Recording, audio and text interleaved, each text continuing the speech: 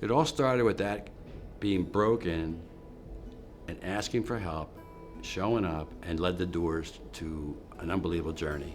You know, the greatest gift God has given me, and the greatest gift that I've gotten in life is to be authentic. I just have to be Chip Flint. I don't have to be so-and-so doing so-and-so. I can just be me and be okay with all that. Whoever, you know, who I am. I'm really okay with myself. Today, it took me a long time to get here. Prior to 29, I was not okay with myself at all. I think everybody wants to come home. That's what Lent to me is, returning home. I remember going to my mother's house at Easter, wanting to go home, and there was good food there, and there was great love there, and there was family, and it was just a warm place to be. And that's how it is for me with my faith with Jesus and the Holy Spirit now. I've come home.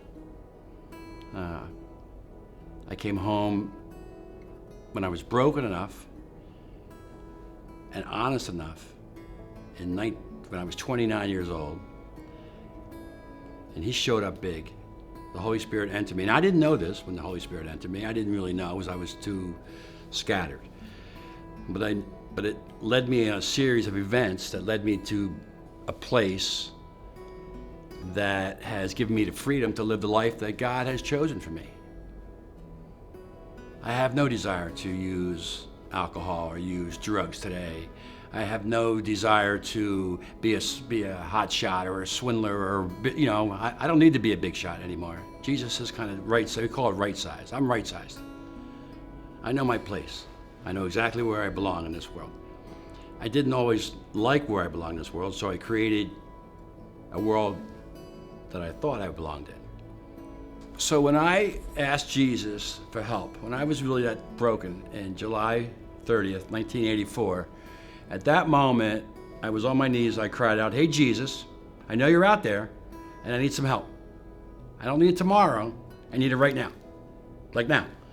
So once I let Jesus in my life and he put that train back on the track, what he taught me was, 1, humility. 2, trust. 3, commitment. 4, honesty. And if I keep those in balance with Jesus running that, driving that, I'm in good shape. When I take my will back and don't have the faith, my attitude changes, maybe my thought process changes, maybe my patience is a little testier, you know, maybe I'm not as understanding, and I can feel this today. So what draws me back is I just shoot up a prayer like, "Hey God, you know what? You gotta like open the door again, or I gotta open that door again and come on in again. I need to get some juice because I don't want to be this guy. I don't like being that guy that people look at, you know, like, you know." So I can usually tell now when I'm a little off the track, or I have people in my life I'm lucky enough really don't tell me I'm off the track. When you just take Jesus into your heart and you allow him to run your life and come into your life and fulfill you, man, life gets all of a sudden a lot easier. You know, every day's not New Year's Eve, but it sure is a lot better that way than it was 30 years ago. I had it all backwards. I had it all mixed up. I had it all mixed up prior to this. The easier, softer way is Jesus. You follow Jesus, you open that door, buckle up. You're in for the ride of your life. Buckle up.